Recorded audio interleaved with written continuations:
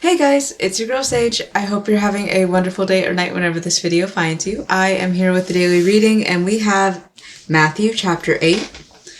Jesus heals a man with leprosy. When Jesus came down from the mountainside, large crowds followed him. A man with leprosy came and knelt before him and said, "Lord, if you are willing, you can make me clean." Jesus reached out his hand and touched the man. "I am willing," he said. "Be clean." Immediately he was cleansed of his leprosy. Then Jesus said to him, "See that you don't tell anyone, but go, show yourself to the priest and offer the gift Moses commanded, as a testimony to them." The faith of the centurion. When Jesus had entered Capernaum, a centurion came to him asking for help. "Lord," he said, "my servant lies at home paralyzed, suffering terribly." Jesus said to him, "Shall I come and heal him?" The centurion replied, "Lord, I do not deserve to have you come under my roof, but just say the word and my servant will be healed. For I myself am a man under authority, with soldiers under me. I tell this one, 'Go,' and he goes, and that one, 'Come,' and he comes. I say to my servant, 'Do this,' and he does it." When Jesus heard this, he was amazed and said to those following him, "Truly I tell you, I have not found anyone in Israel with such great faith. I say to you that many will come from east and the west and will take their places at the feast with Abraham, Isaac, and Jacob in the kingdom of heaven. But the subjects of the kingdom will be thrown outside into the darkness, where there will be weeping and gnashing of teeth." Then Jesus said to the centurion, "Go, let it be done just as you believed it would." And his servant was healed at that moment. Jesus heals many. When Jesus came into Peter's house, he saw Peter's mother-in-law lying in bed with a fever. He touched her, and the fever left her, and she got up and began to wait on him. When evening came, many who were demon-possessed were brought to him, and he drove out the spirits with the word and healed all the sick. This was to fulfill what was spoken through the prophet Isaiah. He took up our infirmities and bore our diseases.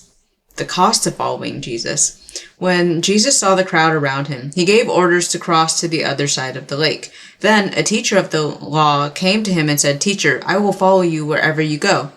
Jesus replied, "Foxes have dens and birds have nests, but the Son of Man has no place to lay his head." Another disciple said to him, "Lord, let me go and bury my father." But Jesus said to him, "Follow me and let the dead bury their own dead." Jesus calms the storm. Then he got into the boat and his disciples followed him. Suddenly a furious storm came up on the lake so that the waves swept over the boat, but Jesus was sleeping. The disciples went and woke him, saying, "Lord, save us, we're going to drown."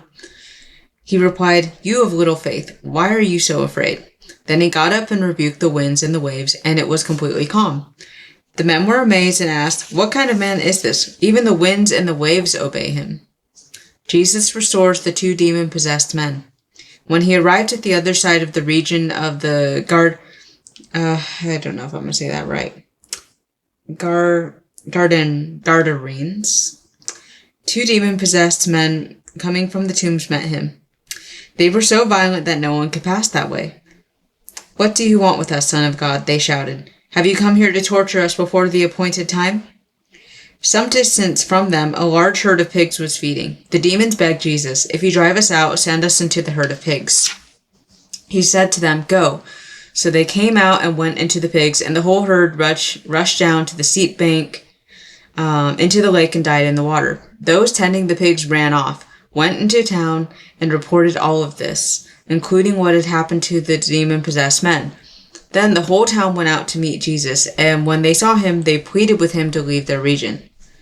So, I know I've read that chapter before in another video, and highly likely I'll end up reading it again. But what I got from this one, because last time I was receiving a different message, but this time, this was really having me focus on the people that Jesus was healing himself. Because what really stuck out to me was Matthew chapter 8, verse 17. This was to fulfill what was spoken through the prophet Isaiah. He took up our infirmities and bore our diseases. So, and I really want to address that because, let's talk about the man with leprosy that approached Jesus. So back in those times, especially when anybody had leprosy, people would freak out. They would immediately just outcast the man because, shoot, if he went and touched anybody else, they themselves would be infected. And of course, they would suffer tragically the way that many people with leprosy in those times did. However, this man who had been infected with leprosy very visibly and probably caused a gap between himself and other people just from approaching Jesus. He approached him at that time, and Jesus was willing to heal him. This man approached him with humble intentions. He said, "Lord, if you are willing." He addressed him as Lord, and he also addressed, "If you are willing to. If you are not willing to, I respect you as Lord, and I will go about my own way." But it was his faith that brought him that the Lord would be willing, and of course he did. So the man was healed. And of course, Jesus gave him instructions not to tell anyone, but we all know that he didn't actually listen to that and went and told people anyways. And this was because Jesus was trying to kind of keep himself a little bit smaller before, because he knew that there were going to be large crowds following him. But anyways, so I wanted to address that because sometimes we feel like we have to clean ourselves up before we can go back to church or before we can approach Jesus. But the truth is, for many of us, especially many of those who have been born again, if you will, you kind of realize that it's Jesus who meets us at our worst. I myself have that little personal testimony of one dark night in December of 2022. That's where Jesus found me. And I'm not really going to get into it, but I can definitely say that I was in no shape or form for any reason to even be blessed with that, truly. But there's other testimonies besides that as well. We hear about people who've been born again in prison. We hear about people who have murdered other people. And again, no sin is greater than the other. Just a friendly reminder. And I'm speaking that out of humility, including the sins that I myself have done in the past and sometimes fall short. But, Jesus meets us when we are at our absolute worst. And because here's the thing, Jesus didn't come down to be with the righteous. He came down to help the sinners, to heal the sinners. Just like, a doctor does not go to healthy people. A doctor goes to the sick. That's who Jesus was for us. And again, that's specifically highlighted here when we read, he took up our infirmities and bore our diseases. And let's also talk about Jesus's encounter with Peter's mother-in-law. She was sick, in bed with a fever. So we can already imagine she was probably kind of sweaty, probably had that sick smell. And when we think mother-in-law, we think at least of somebody who's a little bit older, if you will. So, definitely probably somebody who didn't appear their best. Yet Jesus, even without her approaching him, Jesus saw that she was in need of his help. Jesus saw that, and he approached her and healed her. And of course, in her thanksgiving, she went and immediately waited on him. But also, that's just who she is. Jesus knew that besides the sickness that she was dealing with, that she was that kind of loving, tending spirit that would wait on him. And he didn't do that because he wanted to be waited on. He just saw the kind of person that she was, and also the way that her being sick was hurting Peter, probably affecting Peter, was probably affecting Peter's wife as well. I don't know if any of you have seen The Chosen, but I admit I did watch the series. It's very cute, and you can see that they are fussing over her in that scene. Now, the Bible doesn't exactly say that, but I'm sure that could be inferred as well, only because, it's not often that somebody has a sick mother-in-law and they're not concerned about them. Not often. Anyways, changing the subject here, I really just want to get back to the fact that Jesus does approach us when we are at our worst. So really, and it's up to us to be open to that. But also, the fact is that Jesus approached her because he saw it was a woman that was suffering. And we have to imagine that that's probably how Jesus sees us, even those who are not saved and, living with Jesus in their hearts, who have not received him. we have to imagine that's probably how God sees us, because that's why God loved us so much that he gave us Jesus as a sacrifice so that we may live on, so that we may receive eternal life, even while we were still ungodly. He still reconciled us to him, because God, he sees our sins, and sometimes we can't help our sins, and I want to mention this too, because we're talking about how Jesus restores the 2 demon-possessed men, but also in another video, I think it was Luke, I want to say it was Luke chapter 13, don't quote me on that, but it's the one where Jesus heals the woman in the synagogue. He's teaching in the synagogue, and he sees the woman that's been impacted by a demonic spirit that's caused her back to be bent for the past 18 years. And the fact that even Jesus even knew it was 18 years is already kind of mind-blowing, because, anybody can look at some stranger and not know how long they've been suffering with a certain illness or condition, if you will. But nonetheless, Jesus went and healed her and banished the demon that was causing that. So I wanted to mention that because, again, that was another example of, she didn't approach him. He approached her. He saw the way she was suffering and approached her. So we have to keep in mind that sometimes that's how Jesus will meet us. And it's up to us to be open to receiving that healing, because if we're not willing to receive it, it's not going to happen for us. And when I say that, I'm not saying that people who don't accept Jesus won't be healed, but rather sometimes we are healed from certain illnesses, infirmities, addictions, if you will. We are healed in such a way that we ourselves can't fathom with our limited human understanding, that it could be called nothing short than an act of God. And so I want to go ahead and just talk about Jesus restoring the 2 demon-possessed men, because that's kind of segueing what I was talking about with addiction. That, these 2 demon-possessed men coming from the tombs met him. They were so violent that no one could pass that way. So when we think of demon possession, unfortunately, a lot of us are going to go straight towards the Exorcist or Hollywood interpretations of demon possession, if you will. And not to say that this description of them doesn't match that, but what I'm trying to say here is that, as we saw with the woman in the synagogue in another chapter, that sometimes demon possession shows up in different ways, but we can all agree that demon possession shows up as a form of lack of control and lack of our own control of our free will, if you will. When, of course, the demon possession is happening. And sometimes also, I want to liken this to when people, for example, have an addiction, such as, easiest ones I can think of are drinking or doing drugs. Why are they feeling like this is their only way out, by drinking, by doing drugs? Because they themselves in their mind have rationalized that this drinking or doing drugs is a means of peace for them, because they are trying to escape demons that they are suffering in this day and age.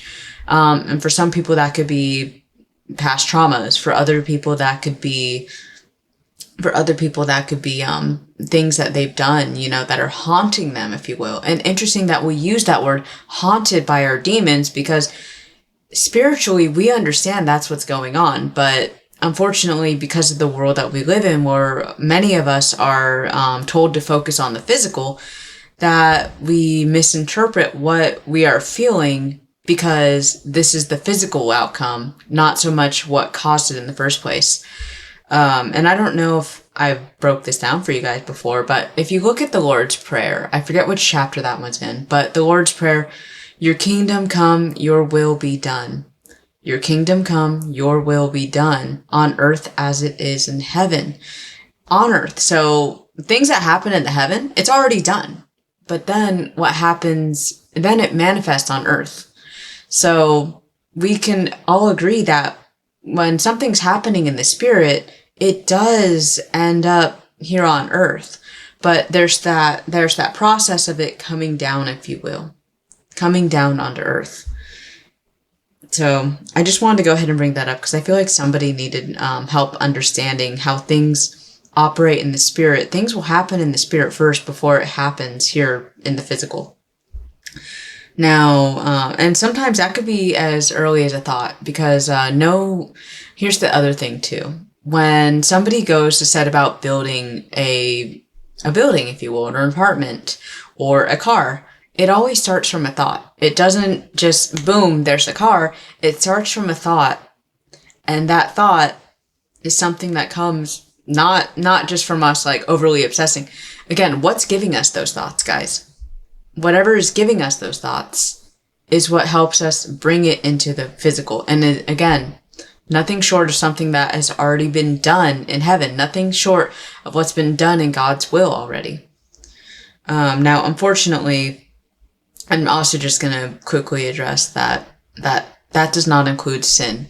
Sin, unfortunately, is a manifestation of our free will and giving into temptation due to weakness of the spirit and weakness of the flesh. So I just wanted to go ahead and address that. But when we're talking about the two demon-possessed men, again, they don't have any control over themselves. But also, I want to address that the demons, they plead with Jesus. Okay, if you're gonna banish us out of these human hosts, can you send us into the pigs instead of where we're going to go? Just also addressing that the demons are very much afraid of Jesus and his authority. But what do once they're banished into the pigs? They go into the pigs, and the pigs, they go nuts, and they run off the edge of the cliff and kill themselves. A regular pig does not do that, and actually any animal prefers not to. Most animals, most living beings actually have this instinctual value to fight for their survival in almost any and every circumstances. Humans are actually one of the few types of animals that actually go and willingly off themselves at times. But even then, is it willing? Or is it a demon that's torturing them, that's telling them that things would be better without them?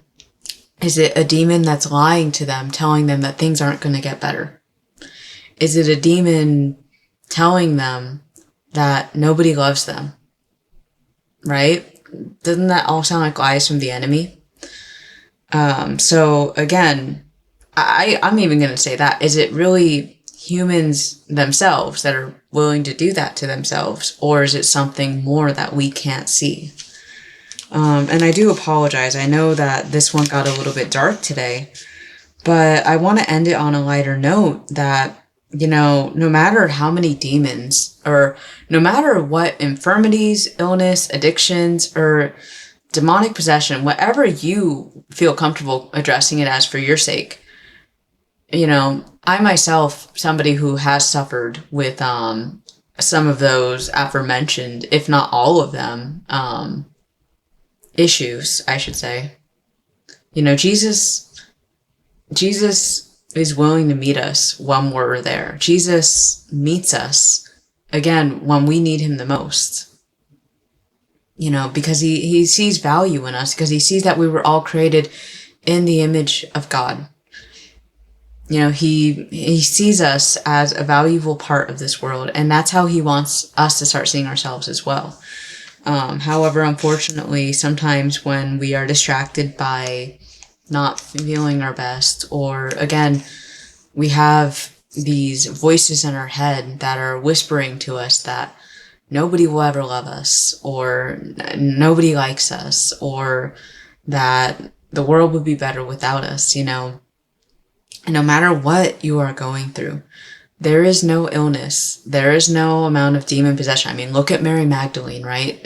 He exorcised 7 demons out of her.